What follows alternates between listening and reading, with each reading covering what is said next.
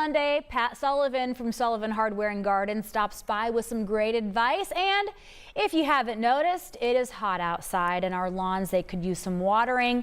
Well, today Pat has advice for keeping your plants healthy in the heat.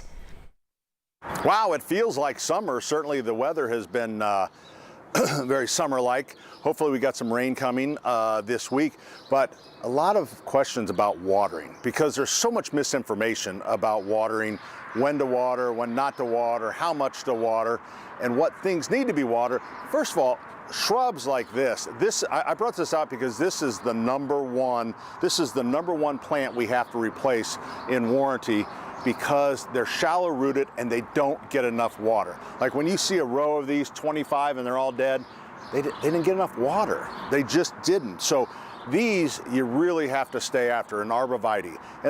And then the other plants, you know, like plants, if you just planted, these are hydrangeas, panicle hydrangeas that are really starting to come into bloom right now. But if you just planted them, think about that. The roots haven't had a chance to expand out yet, so you kind of have to water it like you do in a garden center.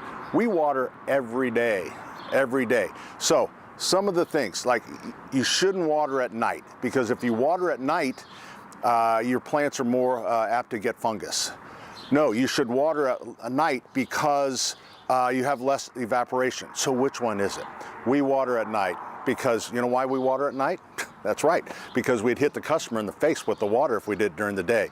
So we generally don't see, you know, so I would say the only bad time, maybe it's not bad, it's just you'd use more water. Maybe there's more evaporation if you're doing it in the hot sun. If you do it in the early morning, you know, like that 5 a.m., 6 a.m., then everyone can't take a shower because there's too much water around it. So pick what you do. I would say I wouldn't worry about nighttime and fungus, because think about it, the dewy mornings, that's moisture, and it seems like we'd all get fungus. Sprinklers, I think a lot of people pick what you grew up with. I grew up in a big family, so we always said because it was loud, our house was loud. And then the smaller families across the street were more refined and this nice little fan. So either one of them work. This for the maximum you know, amount of water and area you can cover, probably these impact ones.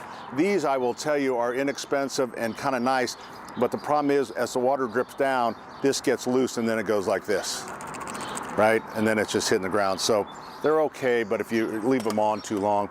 This one reminds me, everyone should remind you of your grandmother, except the ones grandma had was like 25 pounds, like copper. This is another one I love for the simplicity of it. There's no controls. You plug it in, it's still cast, and it just goes. Reminds me of my childhood.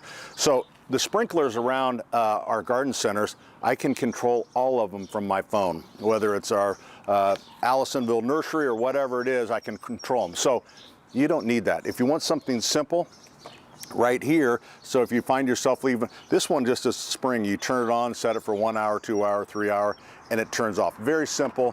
If you're into the technology, you can certainly get this and schedule it for certain days of the week and all that. So, and I've used them, they're not bad.